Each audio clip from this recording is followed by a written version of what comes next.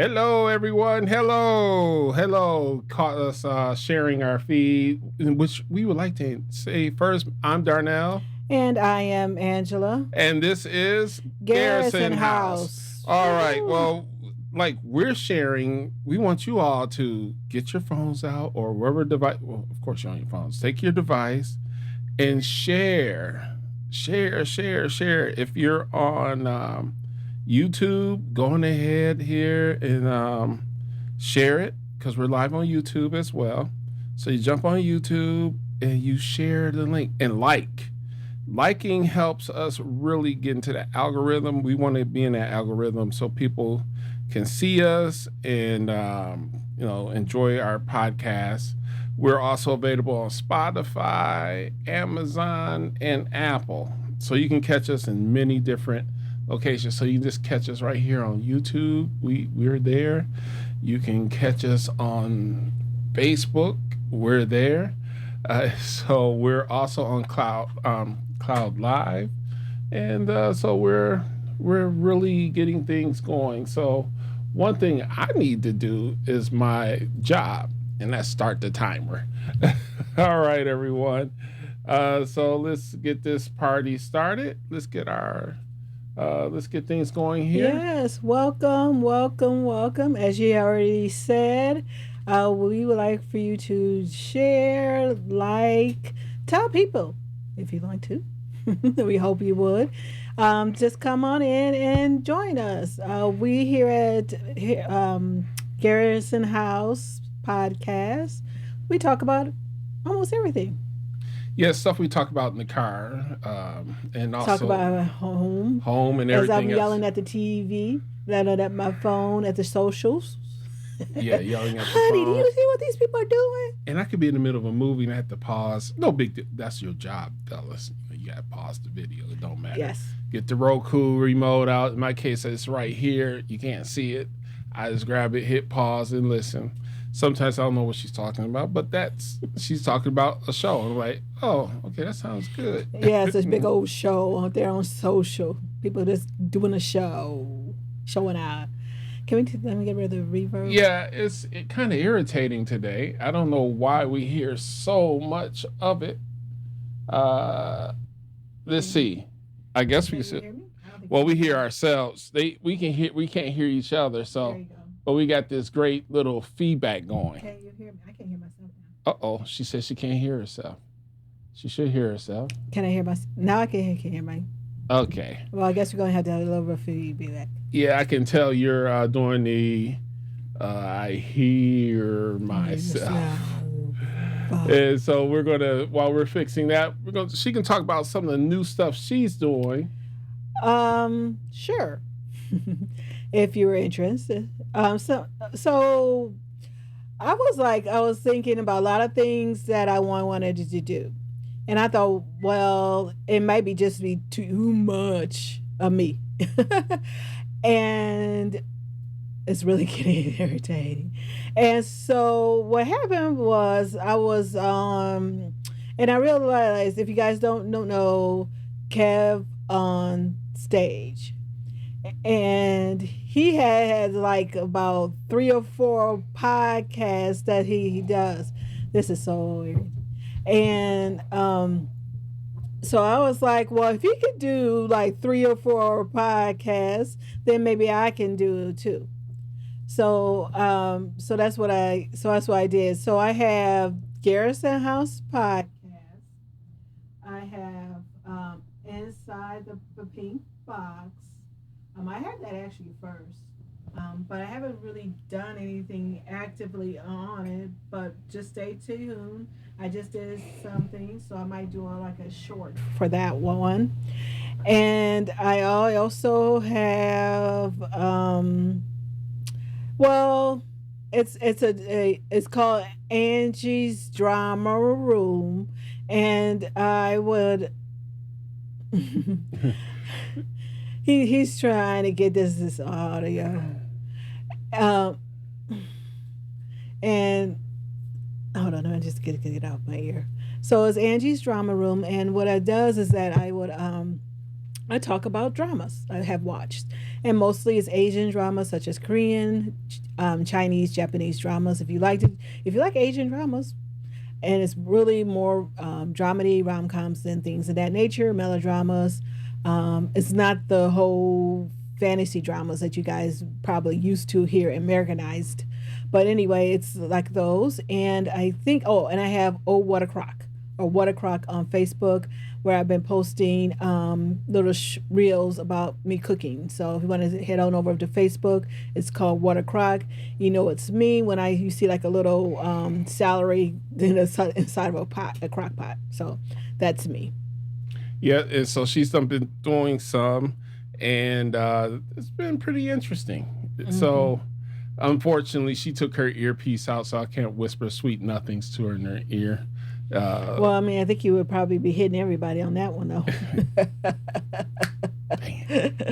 I mean, yeah, we technology acts up every once in a while. So, but I'm used to the delay. I feel like I was like a singer, and I had to take my little earwigs out. Yeah, for those who don't know, we don't wear headphones. We have our little earpieces, and when they start delaying, you start going, and she's like a feedback. She's not used to it. It's just bouncing. It's got the little bounce back. But anyway, let's get into our program. Let's see, who do we have watching right now? Let's see what's going on. As I do several things, looking at the memories here. It's so fun, interesting here. So interesting. So yes, let's move on to our first topic, and that's going to be, let's see here. There we go. Philanthropy. Is that how you spell philanthropy? Philanthropy, yes. Well, the philanthropy. I mean, I know that's how you spell it, but I don't know. Anyway, so we were talking about philanthropy work, and what is really considered philanthropy work. Now, so our discussion was, if everybody, some people right now know that Jeff Bezos' ex-wife, who just, they split the thing straight down the middle. She got 50%, which still came out to a multi-billion dollars. Yeah. And so she said she was going to give all her money away. Well, I don't know all of it, but I don't think you can give all your money away though. You can't. She already gave over 450 million, I believe, to certain causes. Now, for me, I don't necessarily would call that a philanthropy work. They calling her a philanthropist. I really wouldn't think that. To me, this is my opinion. Now, I don't think that's really. It's just you're just giving out money. Now, philanthropy work to me is that not only are you giving out money, you're putting your money where your mouth is, as they say. That you're actually working.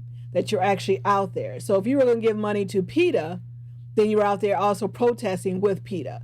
If you're going to give money to the climate, you're out there also working to. You're out there also stating your facts about the climate. If you're giving money to the homeless, the poor, to shelters, well, I mean, you don't necessarily have to go there, but yet you show up and actually try to help. Or you serve there, So that to me is where philanthropy work comes. That's what I call philanthropy work. Anybody can give out money. People usually just give out money to these causes just so that way they can get a tax break.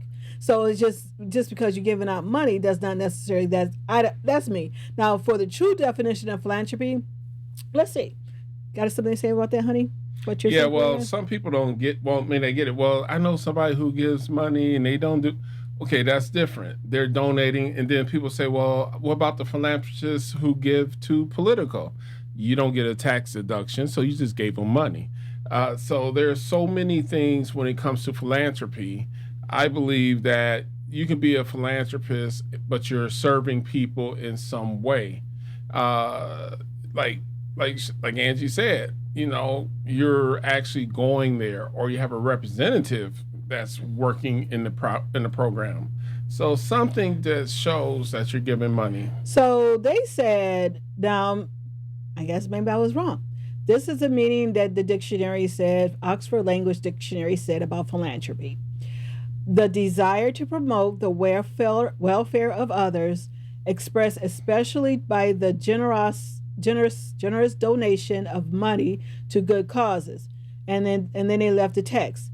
He acquired a considerable fortune and was noted for his philanthropy. Right. Well, then again, it just says that he had a considerable fortune and he was noted for his philanthropy because he was giving out money.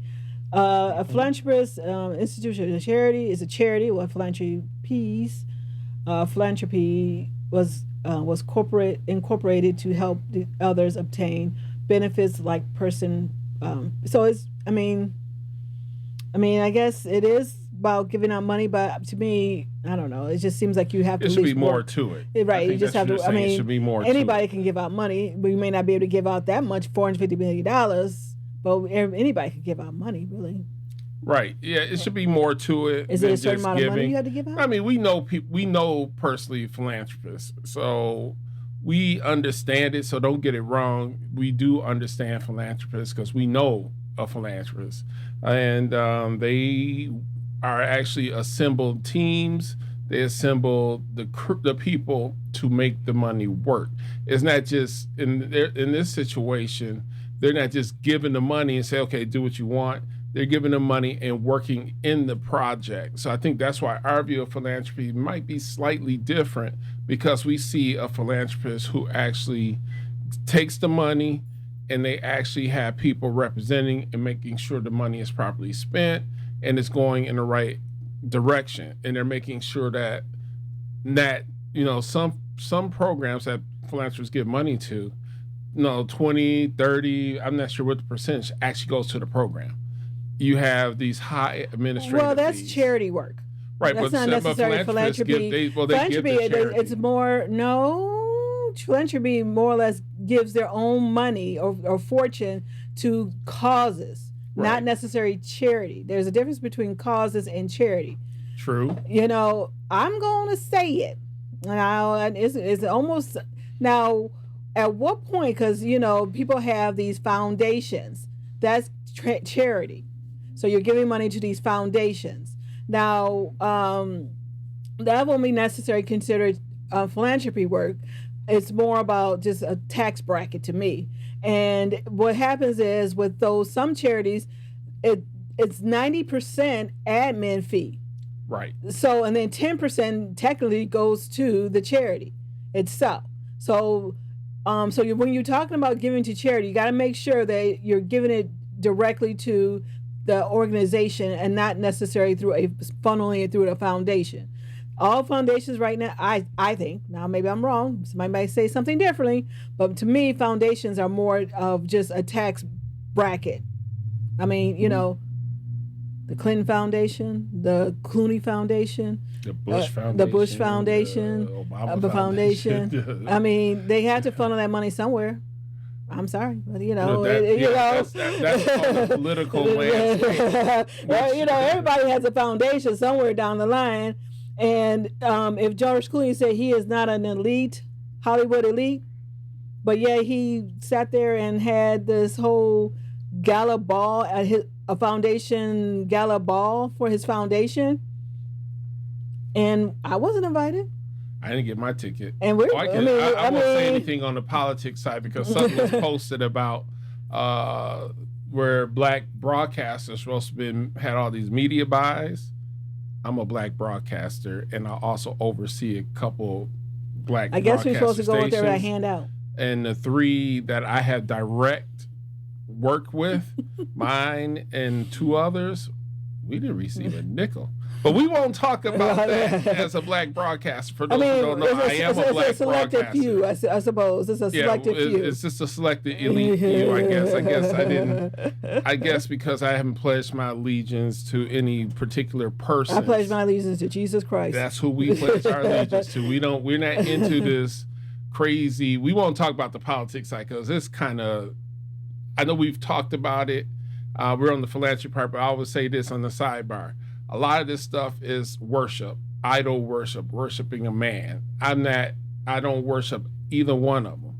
I don't disrespect either one of them. So for me, I see it as a lot of worshiping of a particular person or a particular ideology. And I just sit back and go, okay, well, I'm just going to watch this. But anyway, let's pivot back to the philanthropy, unless we're done with I that. see we have Terrell.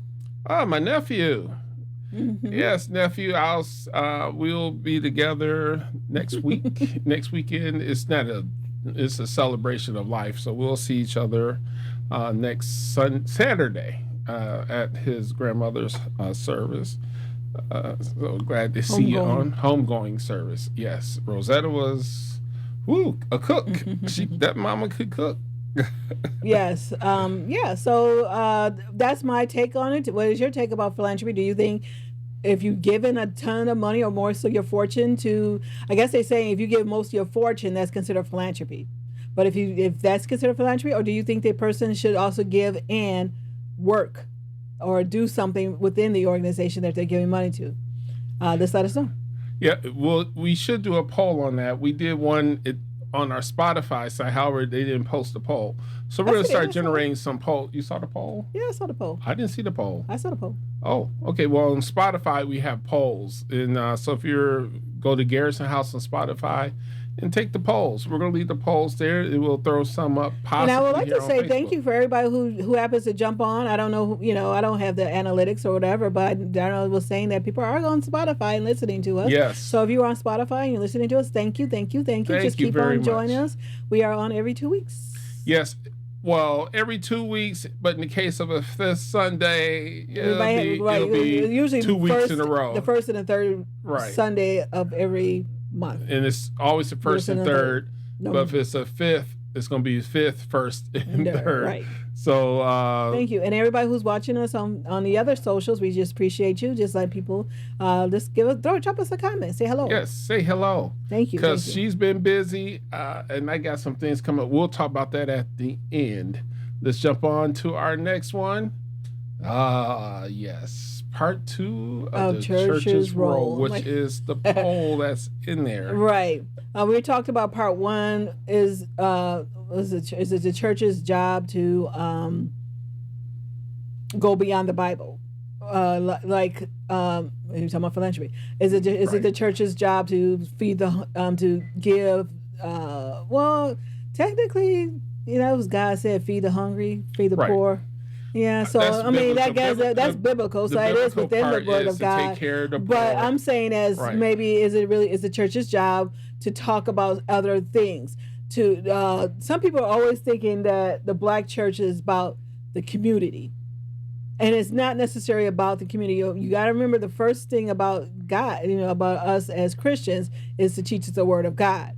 Everything else is just works, our good works. So So that's what I was saying. The church's role. What is the church's role? I know we have been talking in our ministry about health, finances, and just giving you points about because we have a doctor, we have Dr. Beverly also, and then we also have a financial, not financial advisor, but a financial accountant who does a lot of the finances, and she comes in and talks about personal budgets and personal finances. So do you think that it should go beyond just talking about the word of God? Should it be beyond that? Should it be more concerning health and finances?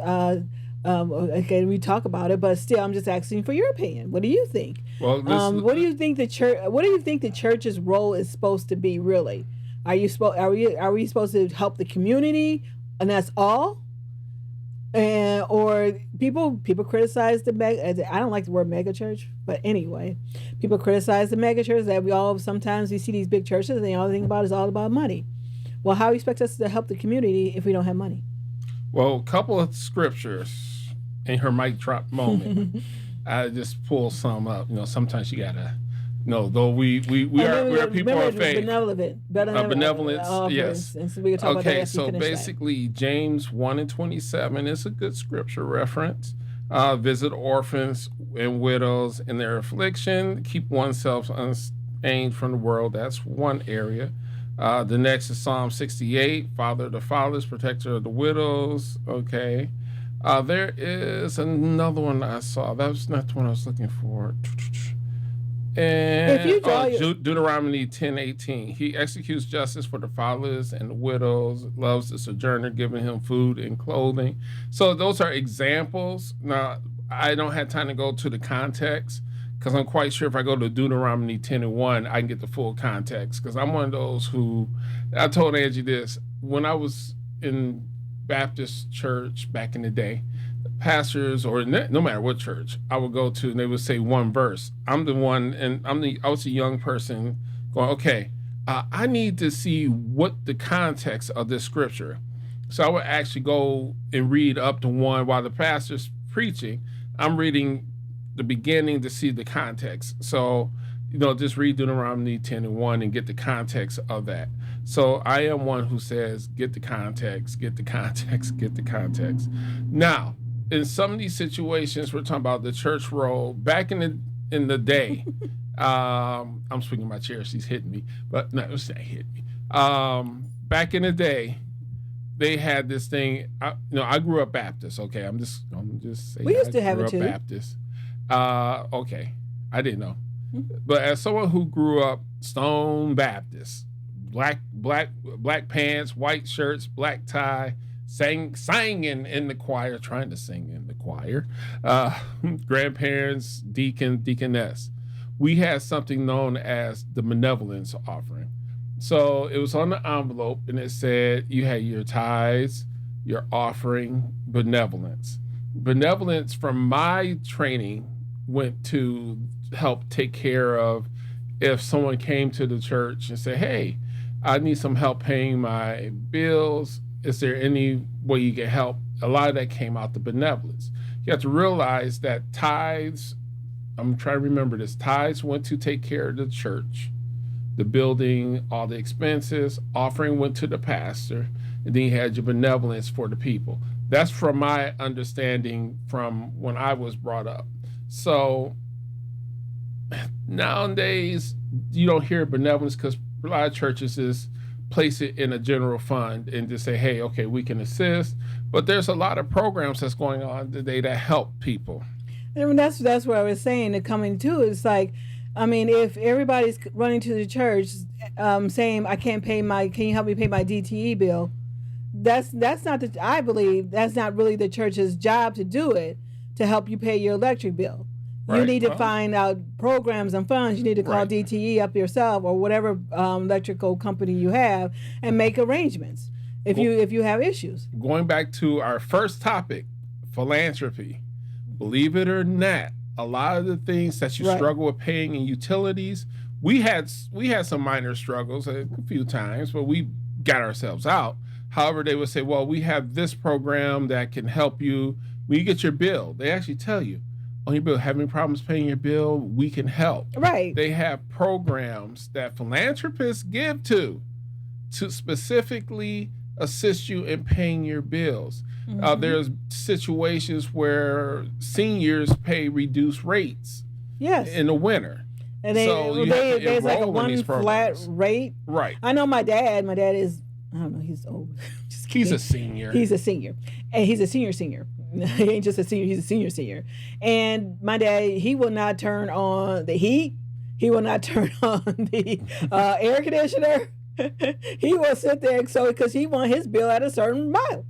And that's my dad. That's how he is. He will do that.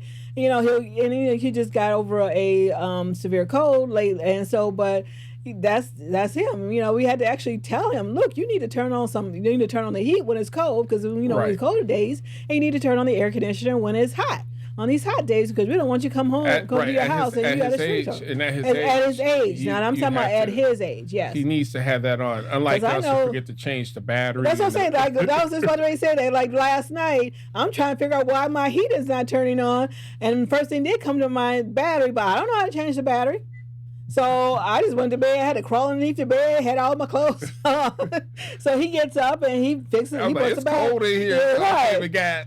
So and then so it got a little warm, so I had to kick everything off again. But so we our ages, and whoever has to pay your bill is heat. So it's cold, you turn on heat. But when it comes to seniors, they would sit there and they would have troubles. Now I know a lot of ministries will help seniors Exactly. before they will help Young folk. younger people who are just squandering their money. They won't help freshmen and sophomore and junior citizens. Right. Now, see, I have this term. We're junior citizens. We're knocking on senior. Literally, we do get some senior perks at our age. We're not, well, that's just perks. We not. I mean, if we try to run to the church, almost. No, we're junior citizens. Okay, I'm gonna pray for you. Own, right? You on your own. Are you over 70? Because you may be on their mindset senior, but you still a junior citizen. And I can't remember what I was gonna say. Oh well. I forgot to. It'll come to you. So the church's role, it's Oh, I know what I was going to say. We were talking about helping the seniors. I know our pastor, he does Miracles Live, and a senior got on the phone there. She's saying that she needed a senior needed a washer and a dryer. He bought it. And his family and her family wasn't helping. And so they more have what they hand out to her than they actually going to give to her to help her get a washer and dryer. And so our pastor bought her a washer and dryer. And you know what? I know we're on church's roles. Well, maybe some of these things, let me just be honest, okay? Some of the things we think that's church's role is actually the children's role, especially when it comes to seniors. It's your job as a child of your parent or grandparent to make sure they have everything they need, take care of what they need. I did that. My grandfather needed a tire his last time driving. I was like, okay, Grandpa, your tire is bad. Let me go up here and buy you a tire. I went and bought him a tire, and he was cool with that. And then he had a medical situation hours later. However, I did my part. He needed his haircut. I cut his hair. It's like, hey, you're not shaving. Let me shave you down. I don't know how to do that. Shave somebody else. However, I stepped up and did it. Things around the house need to be done. Changing light bulbs, stuff that's your job to do. No, your elderly relatives should not have to sit up here and go, well, that light bulb's been out for about a month. Nobody's changing it, and you walk out the door. That's. Now, in the situation where my brother's mother passed, there's enough children and grandchildren to bury her, to take care of her funeral expenses because she didn't have life insurance, unfortunately. However, that's something that's common. She had enough children and grandchildren to cover it. Oh, she had, it's like, I think it's 18 or 19 grandchildren, so it was not a problem. I threw in something just because. It's like, hey, she was nice with me when I was growing up. She helped my mom back in the day. So, but that's our role as family. So some of this stuff we try to say, well, why the church can't pay my bill? And the thing is, they expect you, just because you came down the aisle that Sunday morning, they came down the aisle to give your life to Christ, and then you go into the pastor's office and say, okay, I gave my life to Christ. I'm joined your ministry. Can I have some money? That ain't gonna work like that. It doesn't. It doesn't. No, come on now. It does not work that way. You really need. I mean, our pastor teaches us the Word of God and stand on faith. Now he does help single moms too. He does help a lot of people. I'm not going to say he doesn't, but our ministry does help a lot of people. A lot of people. A lot. I mean, he gave away a house to a single mom with children during Christmas time. We were giving out Christmas presents and things like that during that time. And so it works. It's not necessarily a thing that will get you to heaven, your works, but it helps with your works, the works that you do, that gives you to heaven. And then there's stuff that is just your reasonable service. I told my daughter was like, go wash the dishes. Why? How much I get or whatever? I said that should be just your reasonable service. Hey. That is what it is. Go clean your room. How much I get for cleaning my room? That's just a reasonable service. You get free rent. That's what she's supposed to do. You're getting free rent. Right. You're getting. You're not paying the electric bill, the 2 internet bills. You're not cell paying phone the bill. cell phone bill. But I'm just saying, in essence, so too, go wash the dishes. that is just your reasonable. That's something that you should be doing anyway. You shouldn't be asking for money for something that you should be just doing anyway. And she tries to parent override. I'm like, what'd your mama say? So what'd your daddy say? I'll be like, just like your daddy. Like today, she wanted. What did she want? She wanted about your bracelet. Oh, she needed to bring that back. But anyway, yeah, I had my husband bought me a bracelet for Christmas. Birthday. No, anniversary. Oh yeah. It bought me a tennis bracelet for anniversary, and she had a function she had to go to, and she wanted to wear it. And so we let her wear it. And it was a big function for her. Yeah, so very like, big. fine. We won't go into that because it's not to be shared. Okay. But but yeah, I mean, some things that just work. Something that just it helps.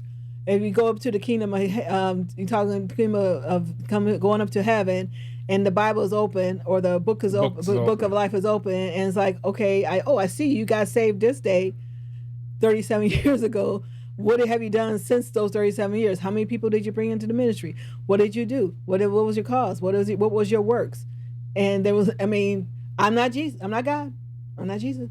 I can't judge nobody who's going in and out of heaven. She's talking about she's got 37 years. I'm actually coming up on my 37 years. Do I have 37 years? I'm coming up on my 30th. 89? Yeah, well, 34. I'm coming up on my 36. 30th. Yeah, I'm coming up on my 30th on the 16th. So almost of 37. April. I've been under apostle for 30 years. And some things when you, some people, some people are not a. What is Pastor Jones? What does he do? What does he do? What, evangelism? Well, yeah, but something else. Oh, anyway. Well, let's move to our next topic. Okay. Well, I was just saying some people may not be able to actually go door to door and invite people to church. It's called evangelism. But then there's other things that you can do that will help. Missions and evangelism. That can help people come, to bring people to church. That's missions and evangelism. This is a topic that I talk about. Now, this is going to be a smidgen political. So, the state of California recently increased minimum wage for jobs that are supposed to be starters for teens, even though the governor is like, that's a myth. My first job was a part-time job at Big Lots. However, they raised the minimum wage to $20 for fast food workers. Now, any of us who are old enough know when we got a raise, everybody got a raise.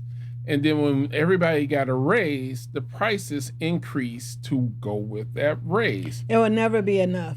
Right. It's called Economics 101. I'm at that age where I remember a McDonald's hamburger was between 25 cents and 35 cents. I remember 39 cents, yeah. Yeah, you can go to McDonald's for $1 and you got yourself a nice meal. You got yourself a hamburger, a small fry, and maybe even a small drink. Used to be able to get 10 tacos at Taco Bell for $5. But as prices remember the $5 footlongs?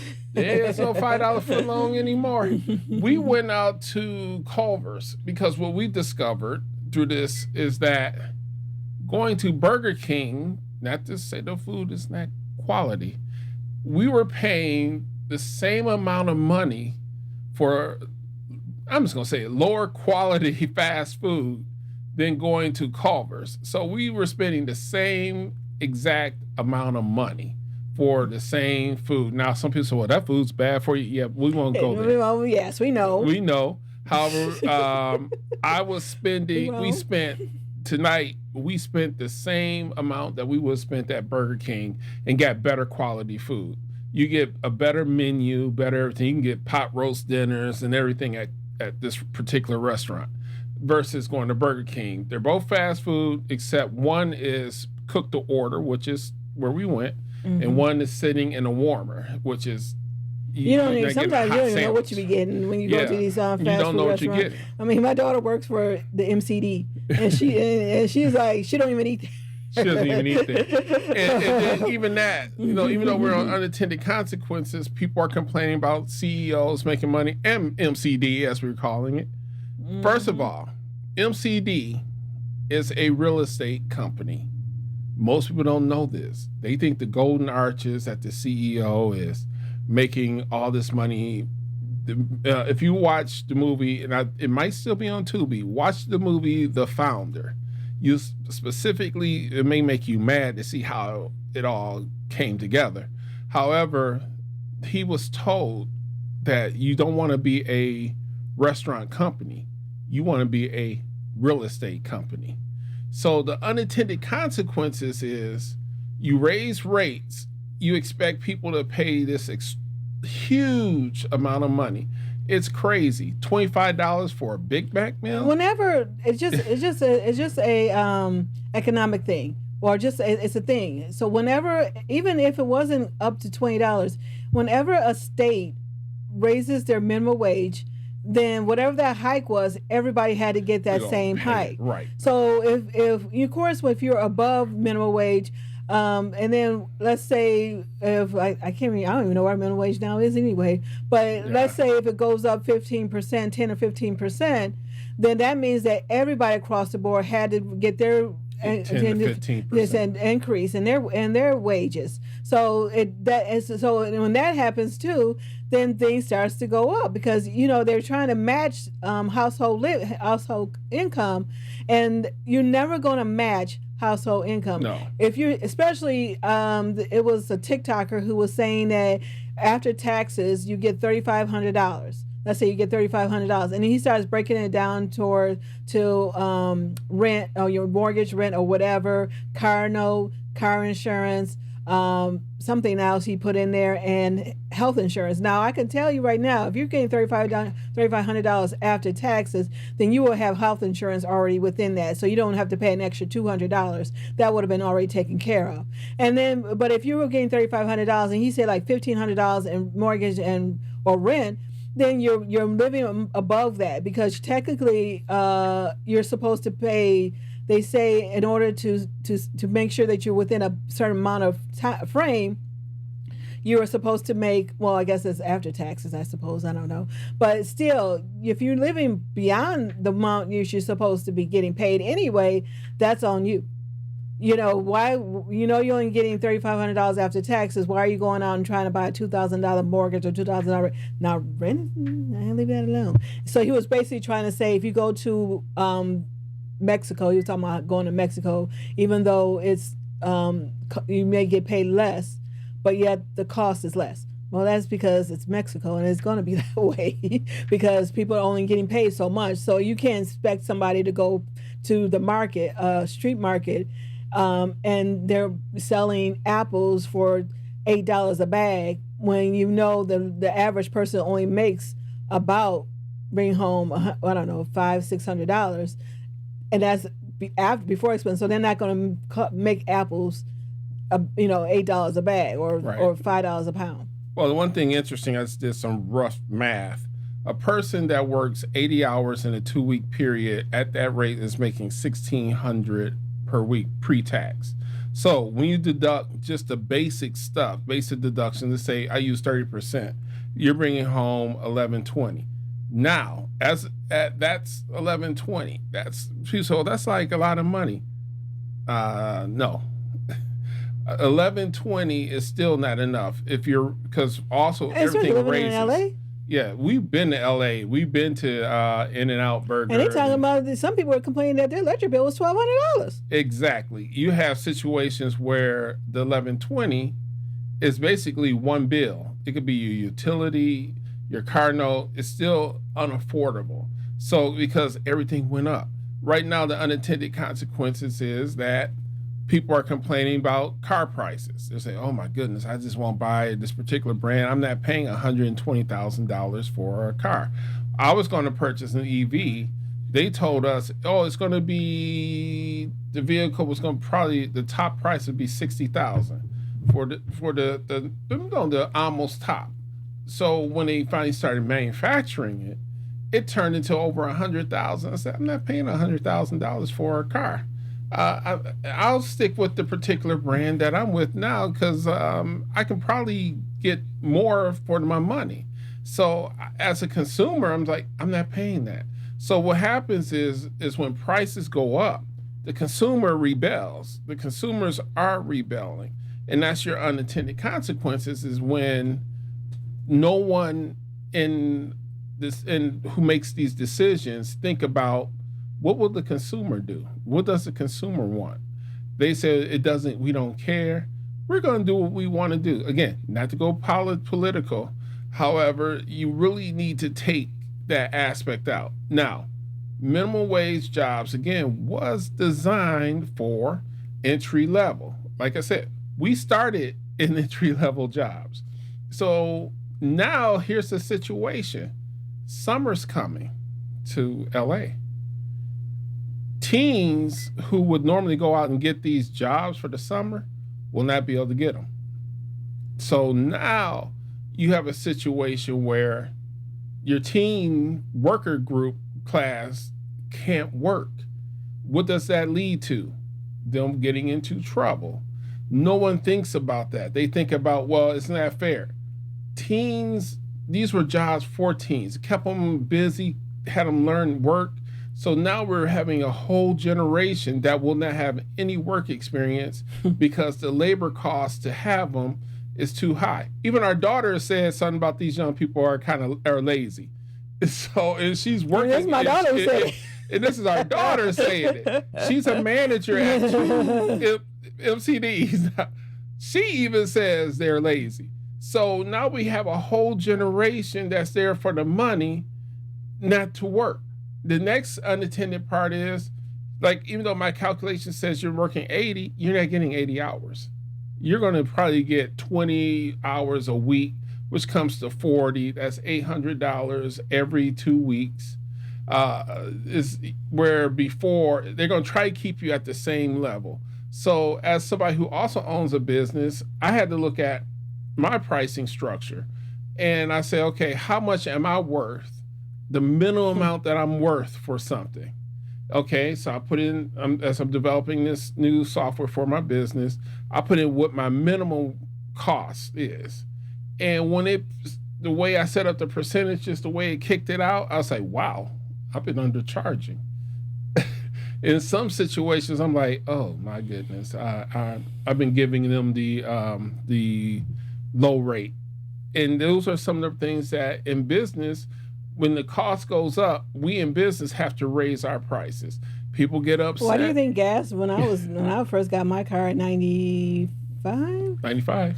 It was 89 cents a gallon. Yeah. So why do you think gas prices, I mean, and it's also supply and demand. They were talking, nowadays with groceries, you're looking at, if I had to buy, I would go up and grab this bottle. If I bought, I do almond breeze milk, and it comes in a half-gallon jug. No, not jug, but a carton. You know, if you ever saw, you remember how. Now, so I ordered it online, Instacarted online. It's about this size. And it came back half that. It went from this. So a half gallon is 32 ounces. This. Wait a minute, hold on. Is it 32? Okay, a gallon is 64. So I'm not quite sure. I don't even remember now that I'm thinking about it. But anyway, it came back as it looked like a you know how you get not stock.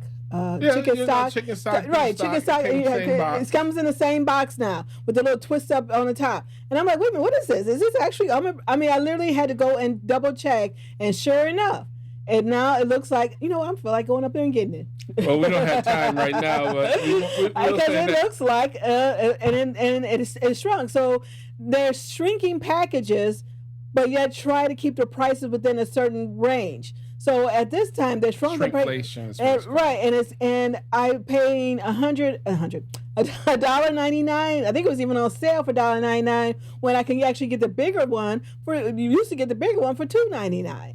Yeah, inflation is real. Right. Or now they always had multiple dozens of eggs, but they're focusing on that now. And so that way they try and get you more eggs in order to charge you more than what you would do if you buy a dozen or a dozen and a half. Right. We'll give you 2 dozen and you'll pay for $1 or $2 more, as opposed to if you would have bought 2 of the dozen and a half, which you would have probably paid an extra $1 or $2 than you would have done with 2 dozen or Yeah, because 36 dozen or 3 basically dozens. the law is called the law of unintended consequences. It's the same thing in your life. Like we said, everything here is actually kind of connecting. Philanthropy, when we did the church role, that taking care of your own the church, you run into the church to help you out. You overspent, so now you had the unintended consequences of overspending. We've been there. Sometimes people, I mean, even some years, people are losing jobs because of certain things that the government was doing. Right. And if you lose your job and there was no job out there for you to get, then yes, you're going to find yourself, DTE wasn't going to get paid. Car notes not going to get paid. Insurance is not going to pay, so, and mortgages and rents are not going to get paid. So yes, that does happen. That's something that is unavoidable, because if they laying off people on your job, then there's not much you can do about that. And getting on an employment site trying to pull teeth. Yeah. I mean, I was transitioning from one job to the next. I got fired. It is what it was. I got fired from this job. It wasn't something I did. It was just being lied on, and people lied. Yeah. And so, and at that point, I was a profession. I mean, to me, it was a professional position I had, but it was hard to get it hired in. And then, of course, some of the things were my things happened with me personally, and so and I go to get unemployment. But then they wanted you to show 3 references or 3 job offers in order for you to get unemployment, and that you actually every week. Now this is what they wanted every week. They wanted me to show 3 job going out getting for a job, looking for and I had to get that 3 of them every week. And it's like, that's just, for a little bit, only for about, at that time, it was like $200 a week or something. It would have been fine. It would be nice to have $200 extra a week. But, however, that's what they wanted. 30 years ago, when I had lost my job, that unemployment was easy. I just put in for it, and that check was looking nice. Right, but every week. But now, anyway, we are. Oh, now this happened, about 20 years, about 15 years ago. So let's bounce to our next final topic. We're gonna make this one quick. We know the clock is telling us that we are running out of time. So let's. I guess it doesn't want to show up, so I have to come over here and I forgot to enable it. My bad. And I wrote the software. You would think that I would know what I'm doing. All right, so we're gonna make this one really quick. Tomorrow, if you're listening to this on the 7th, is the eclipse, and I'm going to be chasing it. I have a project that came up that's going to sort of make me really get to my location relatively quick. However, hopefully I can bring back some footage from it. So we will be doing the eclipse, and there's a lot of symbolism going on with this. A lot of people are, there's a lot of prophecies going on. Mm-hmm. I really don't read it. I just go, okay. All right, this eclipse happens every so many years. This particular one is a semi-total. We won't have another one in the United States for a while. But we have some partials coming where you see this little peak of the moon hitting the sun. So there's really no major ones. They said really for nothing, another total won't happen until after 2200. I remember. I mean, I was telling him this today. The 2017. I remember. No, this was when I was younger. And I was school age, and I remember outside, and I remember multiple times this was happening, where all of a sudden it goes dark, and then it goes dark for a moment. And then it goes light, and I remember that stuff happening like that. I just thought it was something, but I just realized when we were talking about the eclipse, I just realized I haven't seen it in a while, but I do remember that it was happening. Right, it's just like Halley's Comet. The next Halley's Comet, I think, is coming when we're 86 or That was on the Big Bang 87. Theory. So you're talking about these celestial events, and there's a lot of people, a lot of chatter, a lot Oh, of sorry. people are saying, this is a sign. Now, we do have some odd things that happen over the past few days. We've had the earthquake that took place in the epicenter was Lebanon, New Jersey, and it shook all Well, the way to before New that York. one, it hit in Taiwan Yeah, first, and then a couple of days later, it hit in, well, he was saying New Jersey. yeah. So I need to look at the plate maps because usually things take place. One thing about the Earth, people don't realize it's a cracked egg. Just for your I for think your I think they even had imagination, one in California. they may have. Oh, maybe it was New York. I was Well, thinking New maybe that was York, New York. if it Maybe I was happened, thinking depends that was if New York. it's if Taiwan is on the Atlantic side, it's possible. Taiwan is on if it's part facing the Atlantic, it could have been on the same structure. So the Earth is just a cracked egg. I think there was like It, 7 or 8. ooh. 7 or Yeah, so yeah, you will have some shifting that will affect other plates, 7 or 8 on the Richter scale. There's always an earthquake on the Earth, by the way. The Earth is always shaking. There's always something shaking. We just don't feel it. I remember the one that hit the Detroit area, and I felt it. And I was on the ninth floor at CTN, and I was like, that was weird. This is like feels like motion. It's a weird feeling on those smaller scale earthquakes. And so that's happening. It's a pretty big deal. I believe, and I told someone this, I said it's 8 days after Resurrection Sunday / Easter, 8 days after that period. So this is very interesting. I'm not sure. I'm not a tinfoil wearing uh, person. I don't read a lot of when I see prophecies on this. I'm like, okay. I know the National Enquirer, the Globe, the Weekly World News has pretty much become our everyday news. So I don't really need to, not to slam our brothers and sisters in the broadcasting world. However, we used to have this thing called tabloids. I'm not even sure if they still make them. They used to put all these little eclipse prophecies, but there will be right, one that's UFOs when they do those UFOs come out. Yeah, I don't know. I haven't really. I don't know if people actually still do those now.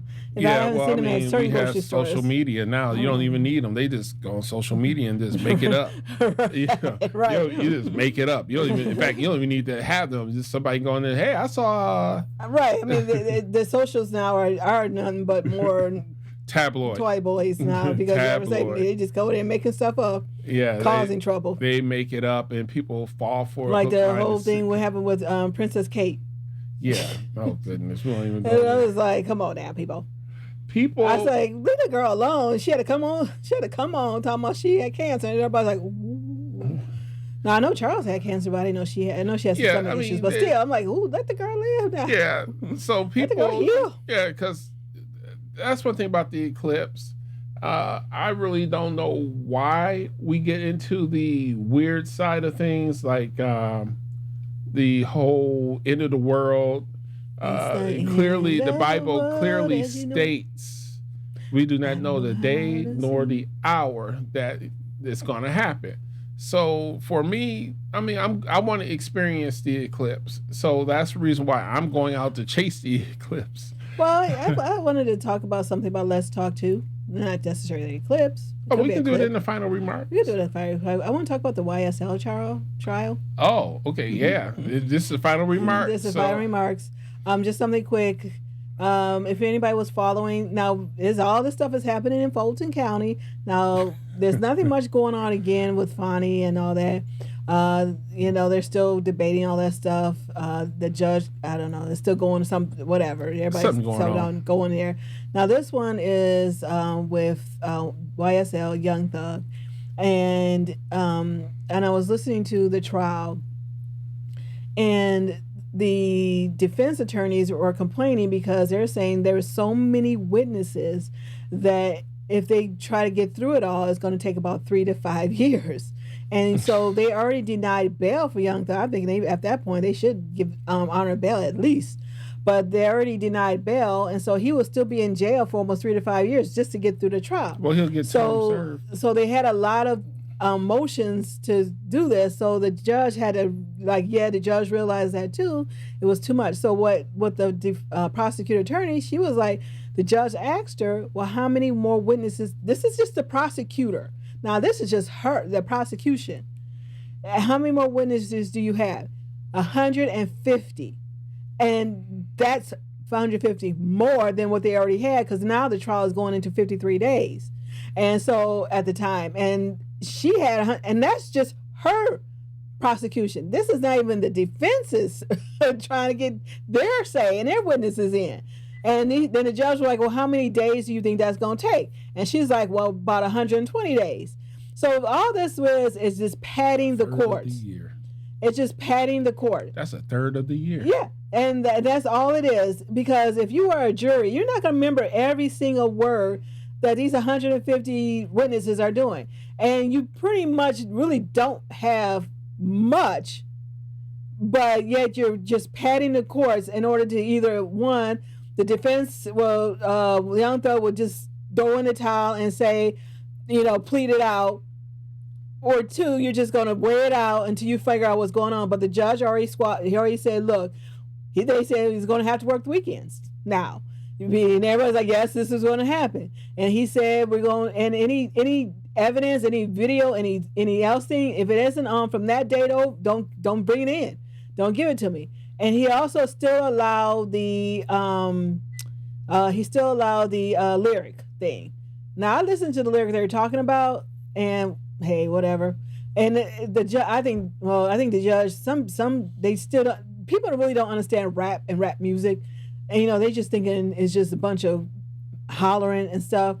I mean, right? It's just, and they don't understand it. And that's one of he's like, well, why would he rap about that? And the defense is like, it's understandable because I guess it was part of the lyric. He wore a chain. Everybody has chains. I mean, whatever. And he wore some type of shirt that had some saying in it. I'm assuming that's probably what it was. I never saw the video. I don't even know. I mean, I don't know all that. And then he said, I got arrested for murder. I beat the rap. I beat that. And I had to pay my lawyer $30 at that. Or something like that, he said. And the judge was like, well, why would he rap that? It's called rap. I mean, he rapped about it. So there's like, well, that's, and the defense is like, that's fact. We know he did this. That's just a admission. It's not a admission of guilt that he actually did the murder. But the judge was like, well, we would just have, he already had in his mind that he's going to still allow it and let the jury decide. And so he still allowed that rap part in there. So I'm like, he just said he was arrested for murder, but he beat the rap. Wearing a chain with your group name on it is used as a thing. We know someone personally who has a major network that's a major streaming network. We've known this person since they were a child. Everybody that's part of that network at some level, they have a necklace with the network that's name no different than if you would have had a shirt with it on. Right. I mean, they have shirts too. So we know someone personally, and if we say the name, y'all say, oh yeah, we know that network. We know someone personally that their network has that, they wear the chain. So what's the big deal? So you're using a chain to say all you're these labels have chains. Everybody. I mean, if somebody wore a cross on their neck, ooh. I mean, right. So you wore a cross. Yeah, we're part of the church gang. Yeah, we believe in, well, which cross you have? You got the one with Jesus on it or the one with Jesus off? Well, he came off the cross, so we decided to go with the Jesus off the cross one. Mm-hmm. Oh, okay, so you're trying to figure out which gang you're in. Well, do you have this pin? I mean, even the people wear the Star of David. If you watch the Mummy, he was breaking out a lot of these little chains to try. Right, just try to get the Mummy. Now I want to watch the Mummy. Try to get the Mummy now. Huge video library. But everybody, even Usher got the little U. But does that make him a gang? No. Right. But anyway, we had to really think about that. But anyway, let's go on to our final, because we are almost out of time. Wow. So I we're gonna go didn't maybe realize we were going to go this long. we're actually like, well, let's get this on. So upcoming for us is, Angie has her 3 podcasts. I know. I was trying to explain it in the beginning, but the reverb in my ear was getting really hard. I do have 3 things. I have the Garrison House podcast. I have Inside the Pink Box. It's a women inspirational channel on YouTube, faith-based on YouTube. I have What a Crock. I do cooking reels, cooking things on that.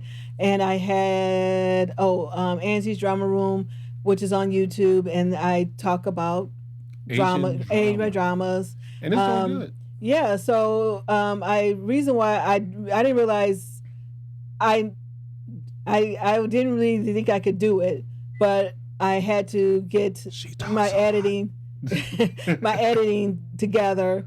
And who else do I have that but to teach me is the best. Now I will say that I did have some knowledge about how things worked. So so I just had to come to him every once in a while, just tell me what to do. She is actually a linear editor. For those who don't, she graduated broadcasting school. That's what we both graduated the same broadcast school. I'm just maybe I think 2 years ahead of her or a year before her. So she is an editor. Now, she used to get in front of our REM 440. Those who are in broadcasting know that's when we had this little edit controller and we had 2 tape machines. This girl can cut. She can cut. Yeah, but this is easier. Now she's moving into the digital, and now this woman can cut. She has those learning curve things. We're using the editing platform we're using. I'm maybe 7 months of full-time use, and so she's right behind me. So sometimes I'm like, I didn't know you can do that. She did something. I was like, I didn't know you can do that. Well, I asked him a question. Well, can't I do it this way? But he gave me little tips, and I'll be like, honey.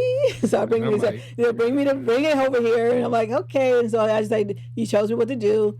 I'm like, okay. There's 2 things I need to put on there, but I'm just waiting for him to give it. Right. Now, one of the things I had to learn to retrain myself in editing is deletes. Like I came off of Adobe Premiere. He told me not to know how. So in Premiere we could just hit delete and it's different. But when you go into Resolve, DaVinci, you hit delete, it moves everything over.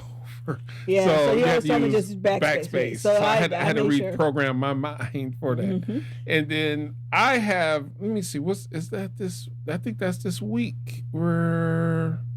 Oh yeah. Our podcast. We have one that starts at 11. I don't have the details, but I will share it on my Facebook. We are launching our podcast, myself and Mike Upshaw. We are launching our new podcast. I'm not sure if it's Streaming Maniacs or one of our other ones. So people don't realize I'm a streaming professional as well. I do a lot of streaming, and I mean a lot of streaming. So we're going to go a little bit more deeper into that. So that's this Friday. I just closed my calendar. Friday, April 12th. I know we're dating this. If you're after April 12th, you just have to find us.